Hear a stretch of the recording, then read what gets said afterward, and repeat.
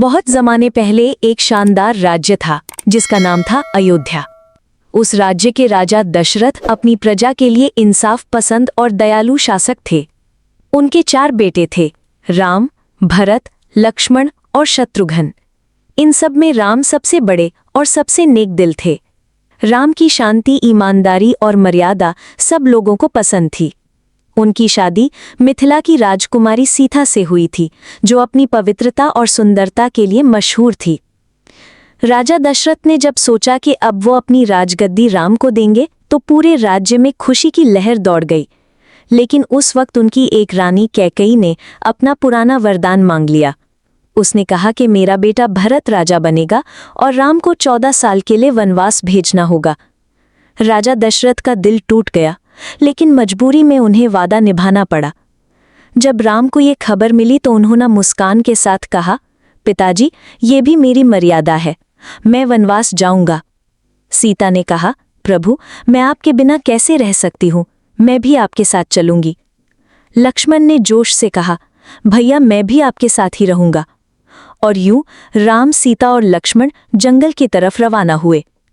जंगल की जिंदगी कठिन थी। कभी जंगली जानवरों का खतरा, कभी नदियों का सफर, कभी घने जंगलों की तन्हाई, लेकिन तीनों ने सब कुछ हिम्मत से झेला। एक दिन लंका का राजा रावण उनकी जिंदगी में आया। रावण ने एक सुंदर हिरण का रूप लिया। सीता ने हिरण देखा और बोली, प्रभु, ये हिरण कितना सुंदर है, कृपया इसे पकड़ लाइए। राम उस हिरण के पीछे दौड़ गए, मगर ये रावण की चाल थी। रावण ने राम की आवाज में चीख लगाई, लक्ष्मण, बचाओ। सीता घबरा गई और उन्होंने लक्ष्मण से कहा, तुम्हारे भाई मुसीबत में है, उनकी मदद करो। लक्ष्मण बोले, माता, राम भैया को कुछ नहीं हो सकता, ये माया है। लेकिन सीता जी ने जिद की।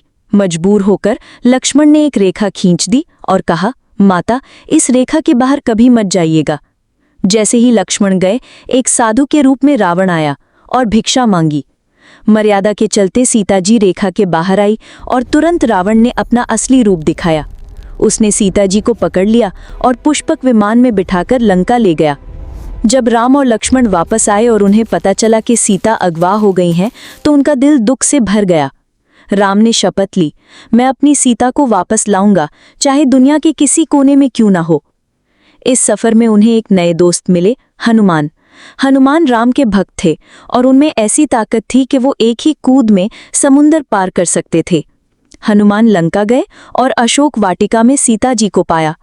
उन्होंने कहा, माता, चिंता मत कीजिए, राम जी आपको जरूर वापस ले जाएंगे। जब रावण को पता चला कि हनुमान लंका में घुस आए हैं, तो उसने हनुमान को बंदी बनाया और उनकी पूंछ में आग लगाई।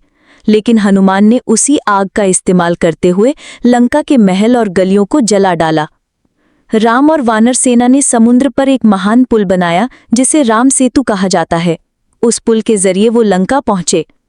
लंका में भयानक जंग हुई। वानर सेना और राक्षस सेना एक दूसरे पर टूट पड़े।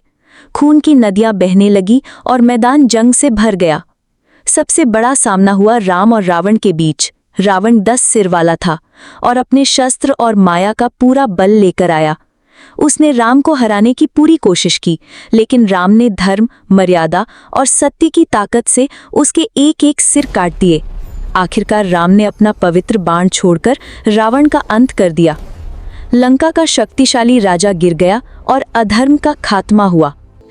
राम ने सीता जी को वापस पा लिया और अपना वनवास पूरा करके अयोध्या लौट आए। अयोध्या में उनका स्वागत ऐसे हुआ जैसे प्रकाश का समुंदर भर आया हो।